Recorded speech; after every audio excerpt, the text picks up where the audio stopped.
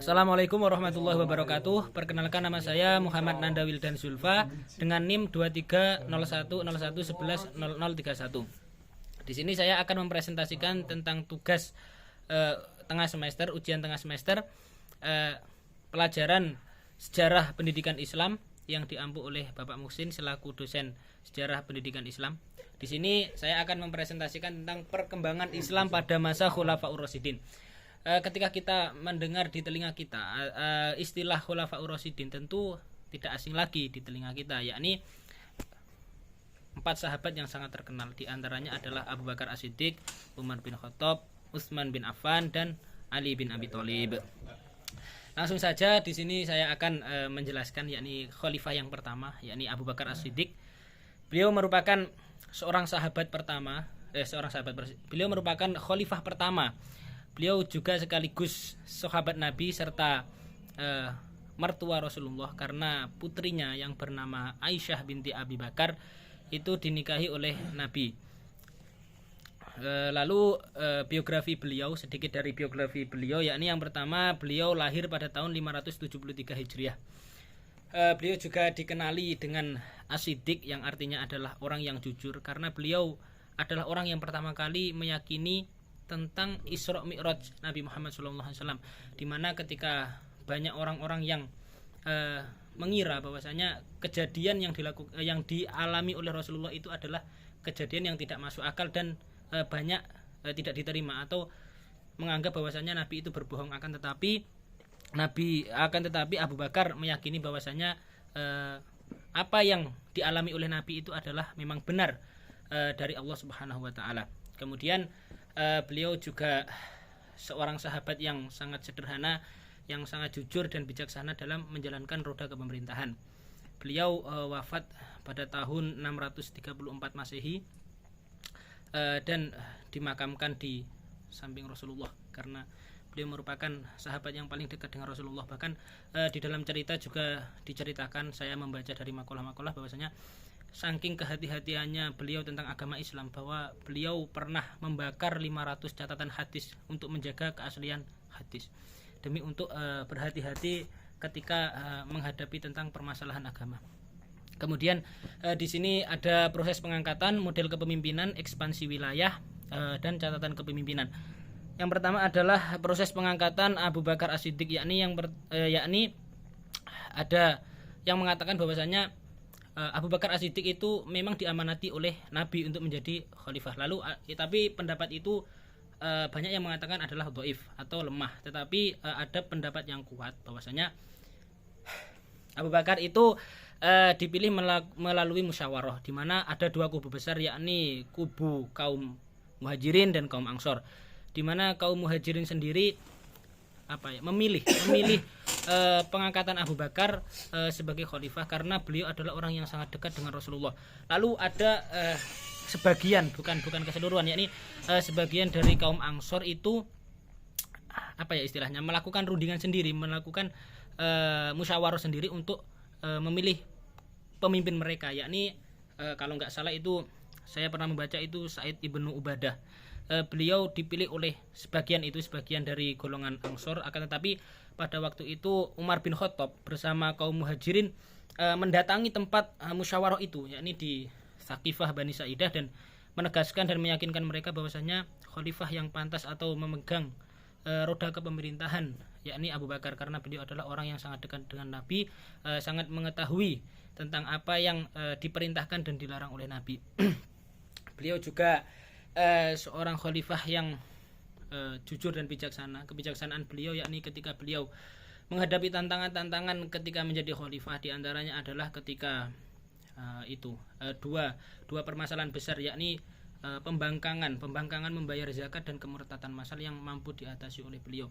Kemudian beliau juga melakukan ekspansi wilayah, atau istilahnya adalah perluasan wilayah yang menyebar di Jazirah Arab, Irak dan Syria. Kemudian catatan kepemimpinan beliau yang sangat terkenal adalah pada waktu itu ketika Abu Bakar itu memerintah, yakni banyak para hufadzil Quran, para penghafal Quran itu wafat atau meninggal dunia pada peristiwa Yamamah atau perang Yamamah, sehingga Khalifah Abu Bakar ini didesak oleh Khalifah Umar untuk melakukan pengumpulan penghimpunan atau kodifikasi Al-Qur'an. Akan tetapi ini tidak berlangsung lama ya, karena nanti akan dijelaskan lebih lanjut di Khalifah Utsman, di mana Al-Qur'an itu akan dibukukan bentuk pembukuan yang secara keseluruhan, yakni Mushaf Utsmani. Nanti akan saya jelaskan di bab Utsman bin Affan. Kemudian perang yang pernah diikuti beliau diantaranya adalah 2 perang besar, yakni perang Badar dan perang Uhud. Sedikit cerita tentang perang Badar, di mana perang Badar itu sendiri adalah perang yang paling tidak masuk akal, di mana pasukan kaum muslimin itu berjumlah 313 orang, sedangkan pasukan kaum kafir Quraisy itu berjumlah 1000 lebih. Nah, ini secara naluri manusia ini tentu tidak mungkin menang atau tidak ada kesempatan untuk mengalahkan orang kafir. Lalu Allah memerintahkan Nabi Muhammad untuk berperang. Ketika itu Abu Bakar di belakangnya Rasulullah. Lalu Rasulullah mengatakan kepada para sahabat, "Ayo sahabat, kita pergi ke Badar untuk melawan orang-orang kafir Quraisy." Pada waktu itu jumlah pasukan Nabi dikalkulasikan itu sekitar 313, sekitaran itu, sehingga banyak sahabat yang menggerutu, atau istilahnya adalah menggerutu itu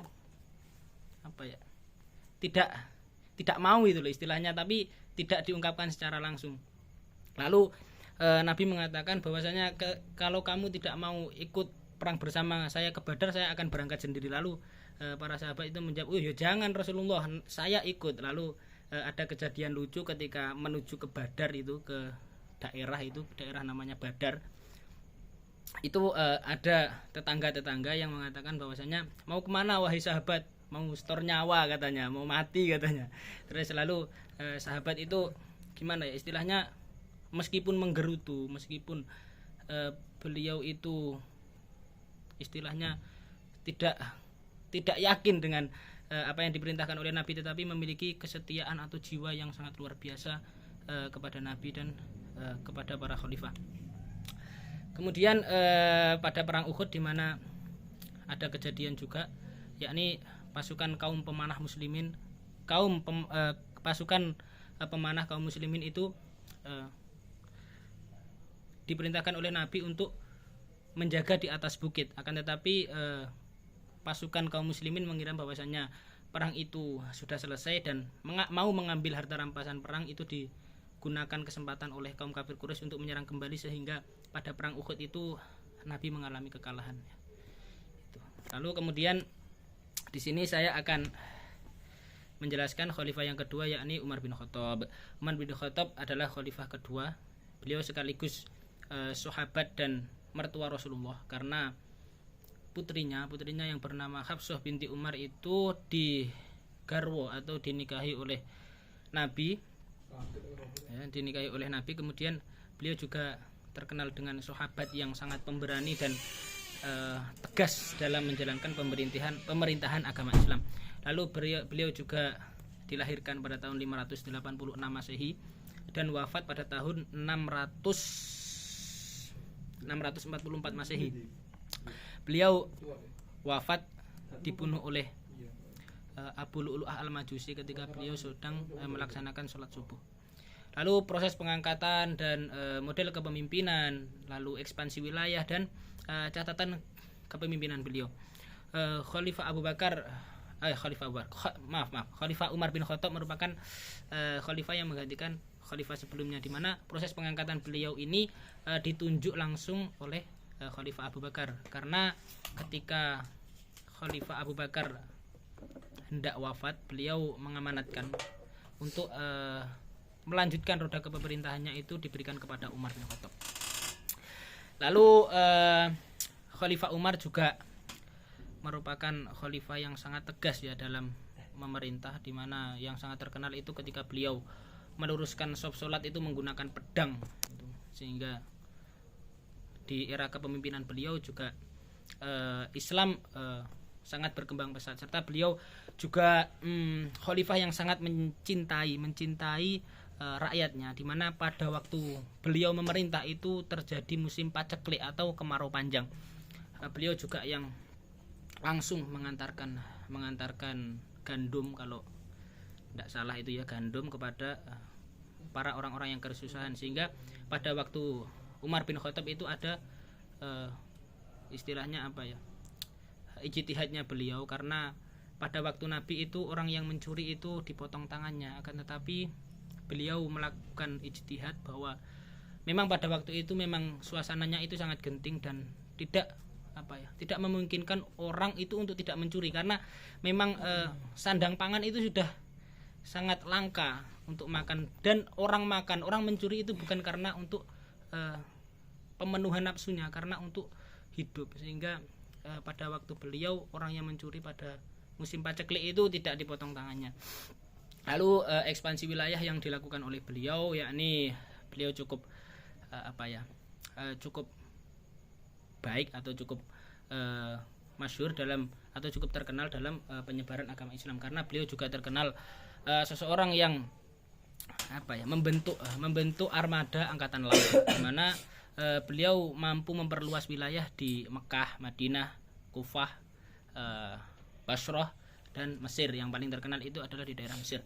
Lalu beliau juga sebelumnya juga belum masuk Islam atau terkenalnya itu beliau adalah preman jalanan ya, preman yang paling kuat, ketika bergulat itu tidak pernah kalah. Pada waktu itu Nabi itu berjalan-jalan di pasar Ukas, lalu melihat Umar. Lalu di dalam hati beliau, di dalam hati Nabi Muhammad itu kerentak istilahnya terucap bahwasanya jika Islam ini dipimpin oleh orang-orang yang khusyuk, maka penyebarannya juga akan sulit. Makanya juga Islam itu harus dipimpin oleh orang-orang yang uraan itu, seperti Umar itu. Nah, lalu beliau mendoakan Umar untuk masuk Islam, dan alhamdulillah hidayahnya itu diijabah oleh Allah atau diberikan hidayah oleh Allah. Umar itu masuk Islam, yakni ketika beliau mendengar adiknya membaca surah Toha, dan beliau mendatangi rumah Rasulullah dan mengatakan bahwasanya, ya Rasulullah, saya akan masuk Islam. Setelah beliau masuk Islam, apa yang dilakukan oleh Umar? Umar langsung pergi ke rumah Abu Jahal. Woi Abu Jahal, kamu itu dulu sebelum saya masuk Islam, saya menakut-nakuti Islam, tetapi setelah saya masuk Islam, saya akan menakut-nakuti orang kafir. Kok kamu sampai menyentuh Rasulullah, akan aku tebas kepala kamu, ini leher kamu itu. Nah, kemudian ketika Umar ini masuk Islam, yang sebelumnya Nabi itu dakwah secara sembunyi-sembunyi, maka turunlah ayat fasda bima tu'maru arid anil musyrikin, yang memerintahkan bahwa dengan Islamnya Umar ini penyebaran agama Islam ini secara terang-terangan. Yang kemudian yang ketiga adalah Khalifah Utsman bin Affan. Sedikit biografi dari beliau. Utsman lahir pada tahun 576 Masehi. Beliau merupakan khalifah yang ketiga. Beliau juga termasuk sahabat Nabi serta menantunya Rasulullah, karena beliau menikahi dua putri Nabi yang bernama itu Ruqayyah dan Ummi Kulsum, sehingga beliau dijuluki Dzunnurain, dan beliau wafat pada tahun 35 Hijriah. Kemudian proses pengangkatan, model kepemimpinan, ekspansi wilayah, dan catatan kepemimpinan akan saya jelaskan. Bahwasanya Khalifah Utsman bin Affan ini diangkat secara musyawarah, dan beliau juga dalam model kepemimpinannya banyak mengangkat pejabat-pejabat negara itu dari kalangan keluarganya, sehingga hal ini yang menjadi kecemburuan sosial kepada sahabat yang lain.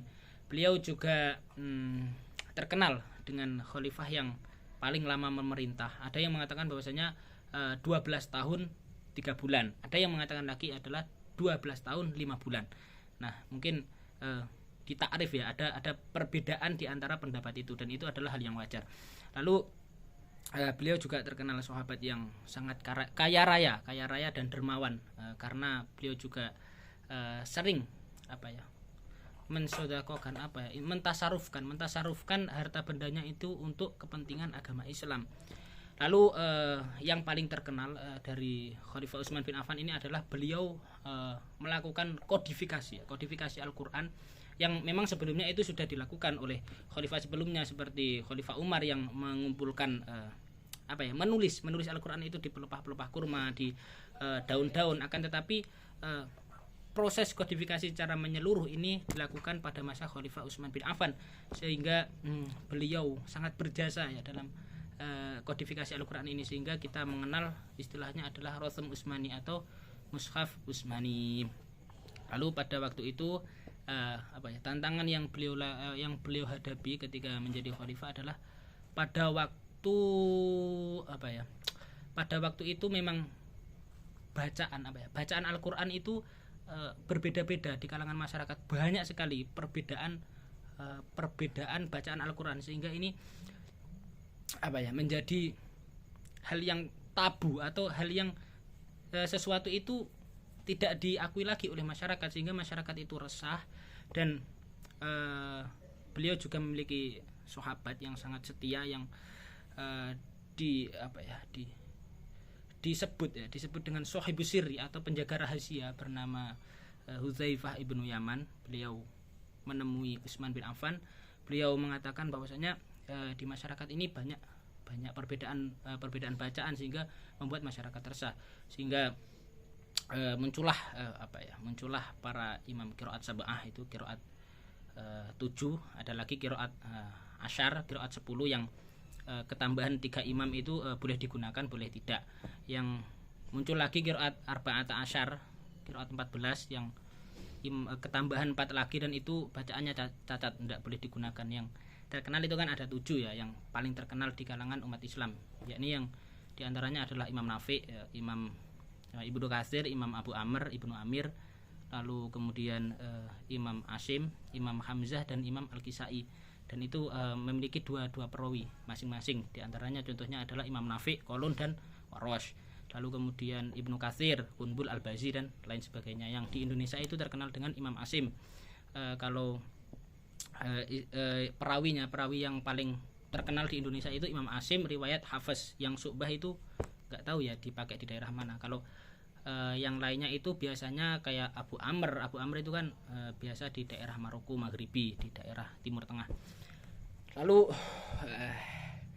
Khalifah ekspansi wilayah ke Khalifah Utsman bin Affan ini melakukan perluasan wilayah, diantaranya adalah di daerah Khurasan, Mesir, dan Persia. Yang paling terkenal itu di Persia. Beliau cukup melakukan penyebaran agama Islam yang cukup baik di sana.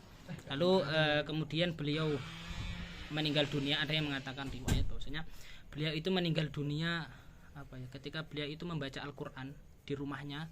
Lalu datanglah segerombolan pemberontak itu yang menerobos rumahnya dan menusuk Khalifah Utsman dari belakang itu, sehingga darahnya itu mengenai Al-Qur'an ya. Ada yang mengatakan bahwasanya itu darahnya itu mengenai surah Al-Kahfi yang wal yatalataf, tapi itu pendapatnya dhaif, pendapatnya tertolak atau lemah. Karena wal yatalataf di situ adalah sebagai tanda bahwasanya berada di tengah-tengah Al-Qur'an. Sedangkan pada waktu itu yang paling sahih atau yang paling benar itu adalah beliau sedang membaca surah Al-Baqarah. Saya juga kurang tahu tentang ayat apa yang beliau baca, karena nanti mungkin saya akan mencari-cari jika ketemu. Tapi yang pasti itu disebutkan para ulama bahwasanya itu di surah Al-Baqarah. Beliau membaca surah Baqarah dan ditusuk dari belakang. Itu darahnya mengenai Al-Qur'an. Lalu kemudian yang keempat adalah Khalifah Ali bin Abi Thalib. Sedikit biografi beliau, yakni Khalifah Ali bin Abi Thalib adalah khalifah yang terakhir atau khalifah yang keempat. Beliau lahir pada tahun 599 Masehi. Beliau merupakan sahabat sekaligus lebih tepatnya itu sepupu, karena kan Ali bin Abi Thalib, Ali anaknya Abu Thalib, sedangkan Nabi Muhammad punya paman namanya Abu Thalib, berarti anak dari pamannya Nabi. Berarti sepupu. Beliau juga termasuk menantu Rasulullah karena menikahi putri beliau yakni Fatimah Zahra Fatimah, lalu dikaruniai seorang anak yang bernama Hasan dan Husain, yang sehingga itu menjadi mazhab besar atau menjadi sanad para habaib sanad para habaib tentang Hasan dan Husain. Kemudian proses pengangkatan, model kepemimpinan, ekspansi wilayah dan catatan kepemimpinan. Proses pengangkatan Ali bin Abi Thalib itu dengan cara musyawarah, di mana beliau langsung dibaiat oleh, ada yang mengatakan itu penduduk Madinah yang paling terkenal, itu beliau langsung diangkat oleh penduduk Madinah dan dijadikan khalifah. Lalu apakah ketika Ali ini menjadi khalifah ini langsung diterima? Oh, tentu tidak, karena di situ banyak perselisihan sehingga menyebabkan terjadinya perang. Di antaranya adalah ketika Ali menjadi khalifah itu Muawiyah bin Abi Sufyan itu tidak terima, atau beliau mengatakan bahwasanya harusnya yang mendapatkan khalifah itu bukan Ali tetapi aku, karena yang paling dekat dengan Utsman atau masih saudara dengan kerabat dekat dengan Utsman itu Muawiyah bin Abi Sufyan. Lalu dari sini timbullah perpecahan. Maka pada zamannya Ali ini yang paling terkenal itu ada perang Siffin dan perang Jamal. Yang perang Siffin ini antara kubu Ali dan kubu Muawiyah. Yang perang Jamal ini perang Jamal ini adalah sebenarnya kesalahpahaman, atau ada pihak-pihak dari luar yang mengompor-ngompori dari pihaknya Ali dan pihaknya Aisyah, di mana perang Jamal sendiri ini terjadi antara pasukannya Ali dengan pasukannya Aisyah. Disebabkan dari kompor-kompor itu tadi, ada dari pihak yang lain itu mengompor-ngompori, di mana kan Aisyah yang berjiwa tekad kebenaran sebenarnya kan ketika itu kematian Utsman itu tidak segera dicari seluk-beluknya atau dicari dengan pasti siapa pembunuhnya. Lalu Ali langsung melanjutkan roda kepemerintahan, sehingga ini mendapat kecemburuan dari Muawiyah dan Aisyah, dan ditambah lagi itu tadi yang mengompor-ngompori itu, sehingga terjadi perpecahan di pihaknya Ali dan pihaknya Aisyah. Dan kemudian yang perang Siffin itu adalah antara Ali dan Muawiyah yang berlangsung selama 3 hari, di mana perang itu berakhir dengan damai, di mana dari pihaknya Ali itu mengutus Abu Musa al-Asy'ari, dan dari pihaknya Muawiyah itu mengutus Amr bin As dalam peristiwa tahkim, sehingga itu dari peristiwa tahkim itu muncullah 3 kubu besar, yakni yang pertama pengikutnya Muawiyah, yang kedua Syiah pengikutnya Ali, yang ketiga adalah Khawarij yang keluar dari kubu Ali, karena Khawarij ini tidak suka dengan keputusan Ali. Lalu yang terakhir catatan kepemimpinan beliau. Beliau merupakan sahabat yang sangat sederhana, di mana beliau juga memiliki putra Hasan dan Husain yang kemudian menjadi kubu besar yang menjadi nasabnya para habaib yang termasuk yang paling besar itu di Indonesia para habaib yang ada di Indonesia, di mana Sayyid Hasan itu wafat, beliau diracun. Yang kemudian adalah Sayyid Husain, beliau dibunuh di Karbala, dipenggal dan kepalanya itu dibawa ke hadapan Muawiyah. Lalu kemudian ada tadi yang belum saya sebutkan tentang As-Sabiqunal Awwalun, yakni orang-orang pertama yang masuk Islam. Di antaranya ada sebenarnya ada 2-3, tapi yang paling terkenal itu ada 10. Yang pertama Khadijah, yang kedua Abu Bakar, yang ketiga Ali bin Abi Thalib, yang keempat Tolhah bin Ubaidillah, yang kelima Sa'ad bin Abi Waqqas, yang keenam Zaid bin Harithah. Lalu ada dua pamannya Nabi, Abbas bin Abdul Muthalib, terus Hamzah bin Abdul Muthalib, lalu ada Bilal bin Rabah. Ya mungkin itu saja sedikit penjelasan dari saya. Mohon maaf jika banyak kekeliruan, banyak kekurangan dalam menyampaikan tentang presentasi yang saya lakukan, tugas ujian tengah semester dari Bapak Muksin. Mungkin apabila ada salah kata mungkin bisa dibenarkan sayanya, karena saya adalah manusia biasa, al-insan mahalul khata' wa nisyan. Sekian dari saya. Wassalamualaikum warahmatullahi wabarakatuh.